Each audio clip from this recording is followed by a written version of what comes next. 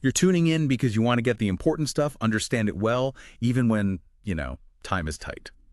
So let's just dive right in. Today, we're looking closely at executive protection. It's become a really hot topic after the recent, very tragic death of United Healthcare CEO Brian Thompson. Yeah, it really has. And for this, we're looking at a couple of things. We've got insights from Reliable Security, plus they're a security company down in Houston, so we get the provider angle. And then there's an ABC News report. That one really covers the details of the Thompson shooting and what security experts thought right afterward. Exactly. And the goal here isn't just to, talk about one awful event. We want to explore the whole landscape of executive security. What are the risks? What should companies and maybe even individuals be thinking about? It feels like something that really demands attention right now. So let's start with the incident itself. The ABC News report lays out what happened with Thompson. It's pretty stark, isn't it? It really is. Brian Thompson, CEO, major company, shot and killed, Midtown Manhattan, Wednesday. And the detail that jumps out, he was walking completely alone, no security detail whatsoever. That single fact, well, it clearly set off alarm bells in the corporate world. Oh, absolutely.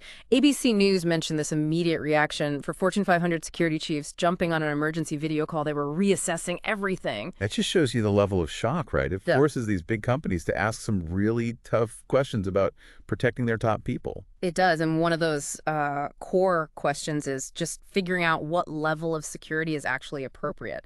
There's a quote in the report from Don Mahalik. He's a retired Secret Service agent, now works with ABC News. He said, and it's pretty direct. In this threat environment, with the increased attacks on public officials, it's surprising that a CPO of a major corporation would walk around with no security at all. Hmm. That really frames it, doesn't it? This idea that the baseline risk might be shifting. It absolutely does. And another expert, Richard Frankel, a retired FBI agent, he saw the same thing. He told ABC he was getting calls flooding in, companies wanting to rethink their security, some looking to beef up what they had, others thinking about putting something in place for the very first time. You see that direct cause and effect. Now, when we think about who needs protection, it's obviously not the same for everyone, is it? No, not at all. The ABC report highlights that difference pretty clearly.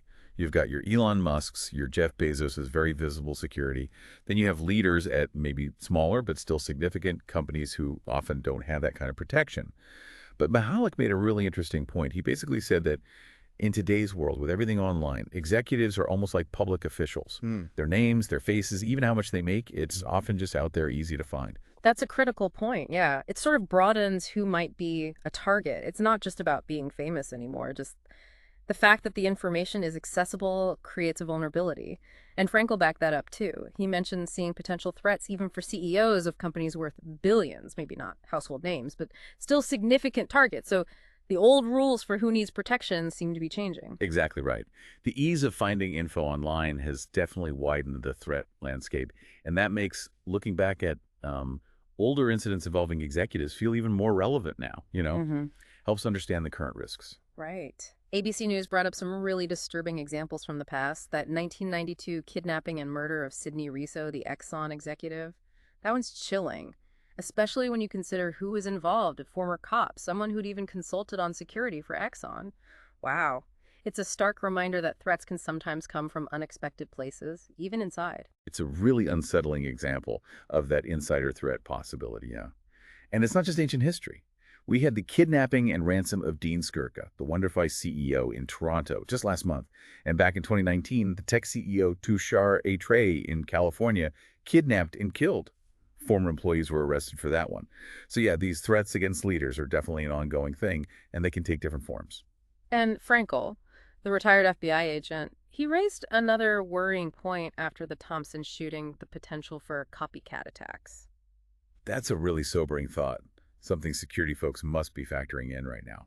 Which kind of brings us nicely to our other source, Reliable Security Plus. What's their take on this from the perspective of someone actually providing the security? Okay, so Reliable Security Plus, or RSP, their whole philosophy, according to their materials, is what they call customer service-oriented protection. So they're trying to blend the actual security part with being, professional and helpful to the client, not just guards, but support. Interesting. And their mission.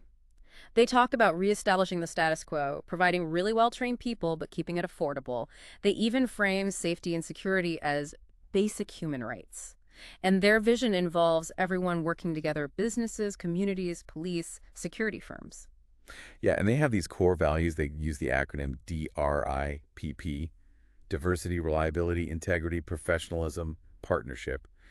Gives you a sense of their approach. Their website lists all sorts of services, standard commercial, residential security events.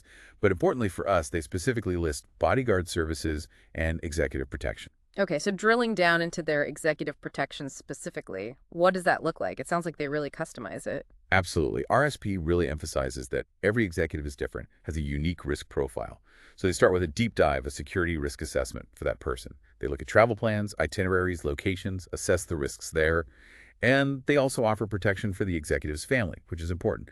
The threat isn't always just aimed at the individual. That makes total sense. Right. Vulnerabilities aren't just about the person in the corner office. And it's interesting, RSP looks at the company side too, like business continuity, crisis management plans. That feels, well, very thorough. It does. They also make a point about their agents needing to be in top physical shape and having that specific military or law enforcement background, real training. And they talk about using both high visibility security, you know, showing a presence to deter trouble, and also discreet, plainclothes bodyguards when that's more appropriate. Depends on the situation. Yeah, that difference between being obvious and being subtle is key, isn't it? Sometimes you want the deterrent, other times you need to blend in. And RSP mentions armed car services too. Plus, their agents are EVOC certified, that's Emergency Vehicle Operators course, so they have advanced driving skills for emergencies. Crucial in an EP situation, I'd imagine. And trained in dignitary protection too, specific skills for high-risk individuals. Exactly. Their whole thing, the way they put it, is providing protection that's totally customized, totally specific, using the best in their field. It hammers home that idea. Executive protection isn't off the shelves. He needs real specialists. But, and this is a big but, we have to talk about the cost. ABC News really brought that up. Yes, the money. That's obviously a huge piece of the puzzle for companies making these calls. Frankel pointed out it can cost, well, a lot. Thousands, potentially hundreds of thousands of dollars. That's a serious line item. And he said that cost often directly shapes how a company weighs the threat versus the expense. It's that balancing act. But he also argued pretty strongly that executive security needs to be seen as a real line item now, not just an optional extra, but a necessary part of the budget. Right. It shifts it from being maybe a nice to have to potentially a critical investment in protecting key leaders. But even if you spend the money, put the measures in place, there are still limits, right? No guarantees. Yeah, Mahalik made that point very clear. Sadly, even with the best security, attacks can still happen. Nothing is 100% foolproof. But, and this is important, he also stressed that having that trained detail right there can make a huge difference in how things play out. Faster response times, maybe preventing the attack from succeeding or, preventing a fatality. That speed can be absolutely critical. Okay. So as we kind of wrap up this deep dive, what are the main things we should be taking away from all this? Well, first, I think is that the Thompson shooting was a real wake-up call, a stark reminder that executives can be vulnerable. And it's definitely pushing companies, big and small, to really rethink their security posture. Right. And second, that this isn't simple. There's a whole spectrum of risk. What's needed depends entirely on the specific situation. History shows these threats aren't new, but maybe the digital age is making things riskier with all that information floating around. Third, you've got providers like Reliable Security Plus offering these very tailored, very comprehensive services. They look at the whole picture.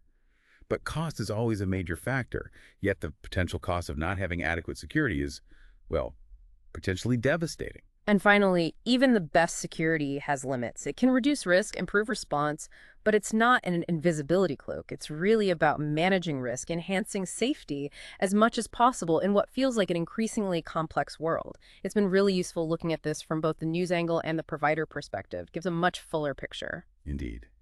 And it leaves us and you listening with a pretty big question to chew on, doesn't it? In this world where everyone's so connected, but things can also feel quite volatile, how do we strike that balance? The balance between letting leaders be accessible, do their jobs, and keeping them safe. And what does all this mean for society more broadly as these security needs keep changing? It's definitely complicated. No easy answers there.